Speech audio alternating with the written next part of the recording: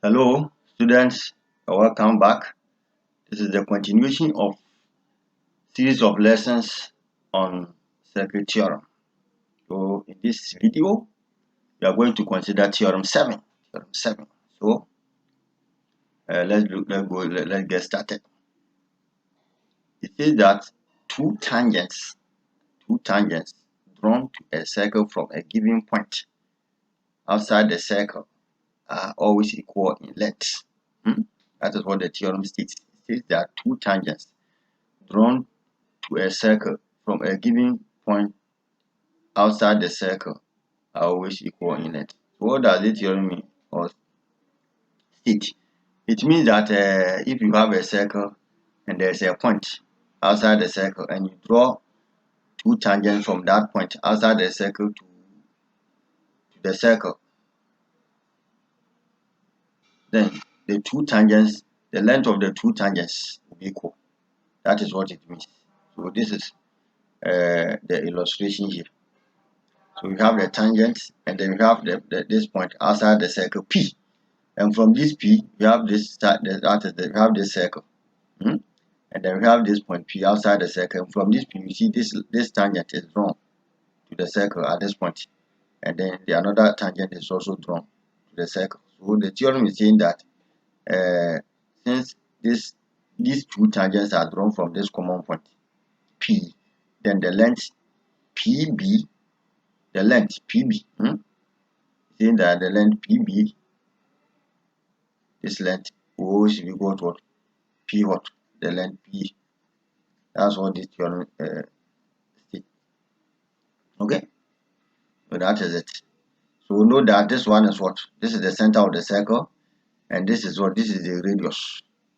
This is the radius, and this is the radius. So remember that from one of our theorems, we said that the radius and the tangent meet at what? Right angle or at 90 degrees. So this angle is 90 degrees, and this angle is also what? Is 90 degrees. So for here over here, we are going to look at these angles, the angles that are marked X, Y, theta 1, and theta 2, and then we are really going to prove that the length, this length PB is what? T1, denoted by T1. This length P is denoted by T2. So we are going to show that these lengths are equal. So one thing you also know that this angle, if you add theta 1 plus theta 1 plus theta 2, theta 1 plus theta 2. So what I'm saying that if you add theta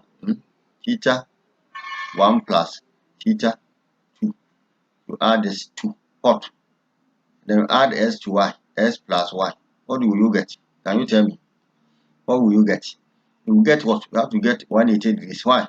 Because this one is a quadrilateral. Look at this. BOAP is what? Is a quadrilateral. And know that if you sum all the angles in the quadrilateral, what you get? You get 360 degrees. And since this is 90 and this is 90, it means that these two angles will give us 180.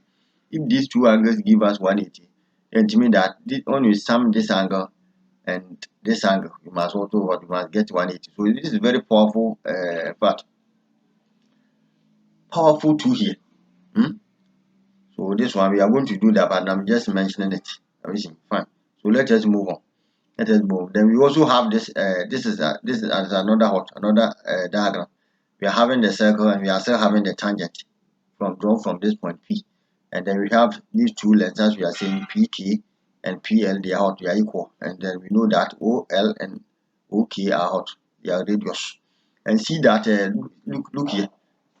Have you seen? Over here we have drawn what? We have drawn a straight line from what?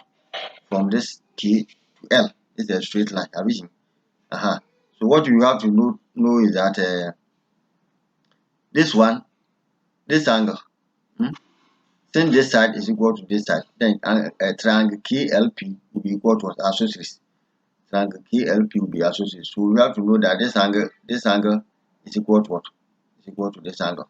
In the same way, triangle OLK, this small triangle here, it's associated triangle. Why? Because this side, which is the radius, equal to this side, which is the same radius. So this angle here, this small angle here is also equal to this small angle. And then we know that when we add this angle to this angle, we have to get what? We have to get 180 degrees, because the whole of this angle from here to here will give us 90, and from here to here to give us what? 90. Okay, fine. So let us, that's what we are saying. We say that we note that what? Note that triangle LKP, triangle what? LKP is what? Is isosceles. And triangle LOK is what? Is also isosceles. That's what I mean, just explained. Fine. So we are saying that from here, let us look at how we will be able to prove what we are saying over here. Say that now from triangle BOP, triangle what? BOP, from this triangle, and know that this triangle too, if you see that this one is a line of symmetry, but dividing this shape to two equal parts, I mean, you can just rotate this or flip this over this and come and put this. You can bring this side and come and put the 90 degrees here. And this angle is also equal to this angle. This side is equal to this side. So this side is a common side, L. This length is common to both triangles, BOP and what? AOP. Okay, fine. So we are saying that from triangle BOP, that's from this side of the triangle. Using Pythagoras theorem, this is what? 90 degrees.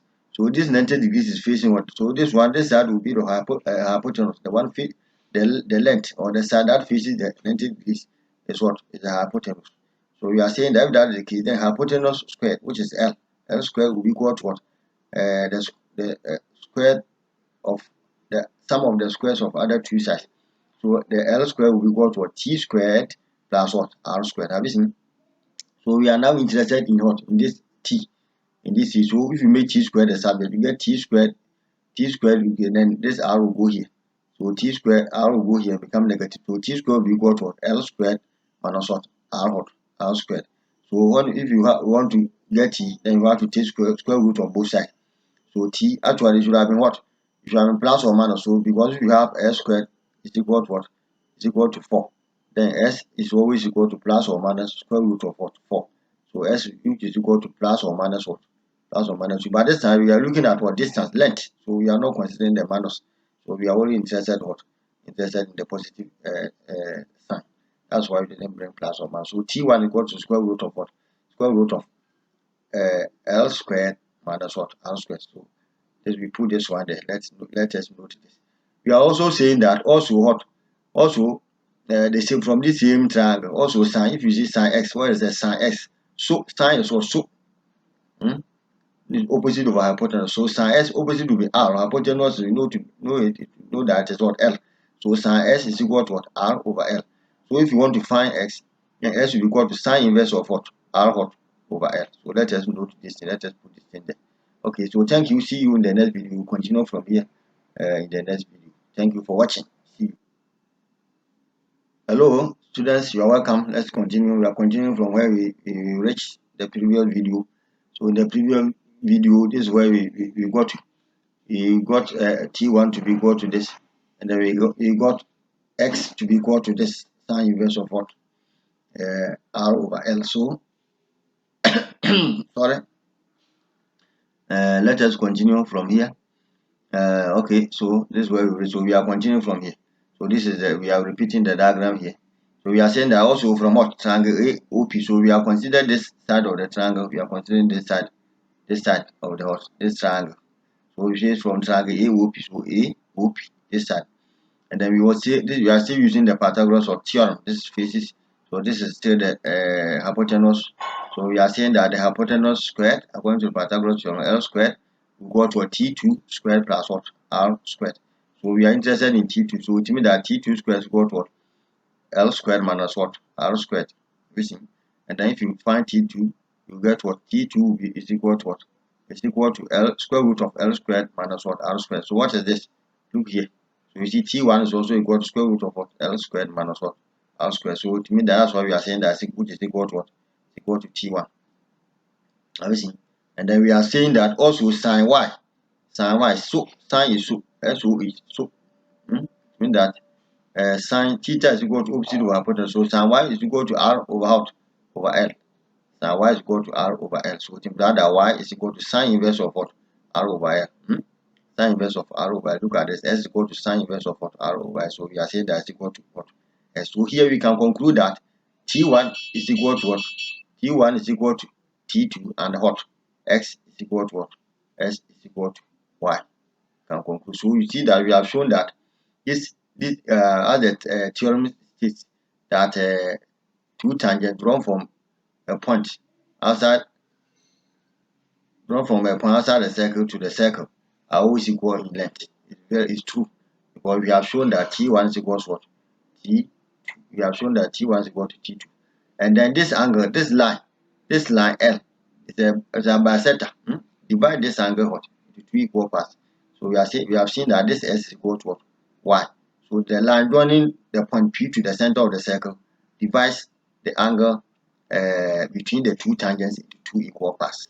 So we have to know that. We have in our further lessons, we have also noticed that it is still this line P will still divide, not only divide divide the angle between the two tangents into two equal parts, but also divides the angle between the two radii into two equal parts. So you see that in our subsequent videos. Thank you for watching, and see you. Okay, let us also know this quickly. Let's know this quickly, because we are going to use this thing. Is very important. So we are looking at this from what? Parallel lines. Parallel lines, you know, from your this thing. This is a basic geometry. From your basic geometry, you know what parallel lines are. Two lines, they are parallel. This sign here indicates that the two lines are all parallel. Okay, so if you have parallel lines, you have a lot of angles, properties of angles in parallel lines. But you consider these two important properties. They are very important and applicable here in circle theorem. You meet them. So we have co-interior angles. Co-interior angles, they add to 180. Co-interior angles, and these are co-interior angles. So A and B are co-interior angles, and then C and D are co-interior angles. So if you add A to what? A to B, you get to 180, and if you add C to what? C to D, you get 180. Co-interior angles in a parallel line add to what? 180 degrees. And then you know alternate angle. Alternate angle is just the Z, that is something like Z shape. So A and D are alternate what? Angle. So A and D are alternate angles, and then C and B are also alternate what? Angles. They are Z angles. They look at like what? Z shape. Z. See, a shape like this Z. Fine. So alternate angles are what? Are equal. So this angle is equal to this angle. A is equal to what? D, and B is equal to what? C. So this thing you have to know them very well. Fine. They are not part of this theorem, but it is important that add it to this, unless I forget. I have to get to draw attention to that, because we are applying these important properties of parallel lines in circuit theorem. Thank you for watching. As I said, don't forget to subscribe to my channel. Get understanding, don't memorize. Get understanding. So don't forget to hit the bell notification icon, so that you will be notified when new videos are uploaded. Thank you for watching, and see you in the next video.